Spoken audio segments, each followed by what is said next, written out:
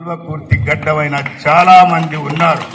అందుకేనేమో ఈ కల్వకుర్తి శిశు మందిరంను ఉజ్వలంగా, మహోజ్వలంగా, అద్భుతంగా, అమోఘంగా, అద్వితీయంగా రాణిస్తుంది, ఇంకా రాణించబోతుందని చెప్పడానికి వీళ్ళందరి శ్రేయస్సు మనకున్నందుకే నేను గట్టిగా నమ్ముతున్నాను.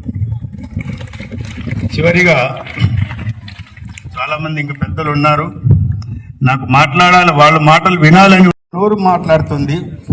పాటలో మాట్లాడే మాటకు సంగీతం ఇస్తే పాట అవుతుంది. ఆట మాత్రం మాట పాట కంటే కష్టమైంది ఆట.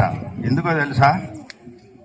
ఆట వెనకకెళ్ళి ఎవడొస్తున్నాడు, ముందరికెళ్ళి ఎవడొస్తున్నాడు, నెత్తి మీద ఎవడు కొడతాడు, ముడ్డు మీద ఎవడు కొడతాడు, ముఖం మీద ఎవడు కొడతాడు, ఎవరిని కొట్టకుండా ఎట్లా తప్పించుకోవాలని అనినిత్యం సృజనాత్మకమైన ఆలోచనలతో తప్పించుకుంటూ సాహసం చేస్తూ విన్యాసం చేస్తూ గెలిపే లక్ష్యమని ఏకాంత దృష్టితో అనునిత్యం స్పష్టమైన అమోఘమైన పౌరులుగా ప్రతి రంగంలో ఓడిపోతానని భయపడకు. ఓటమంటే జయము యొక్క గెలుపు యొక్క మొదటి మెట్టు. ఓడినానని నిరాశపడకు, గెలిచినానని పొంగిపోకు. గెలిచిన వాడిని సలహాలు అడిగే కంటే ఓడిన వాడిని సలహాలు తీసుకోవడం మేలంట. ఎందుకంటే గెలిచిన వాడు గర్వంతో నేను అట్లా చేసిన ఇట్లా చేసిన పూర్తిగా చెప్పడు.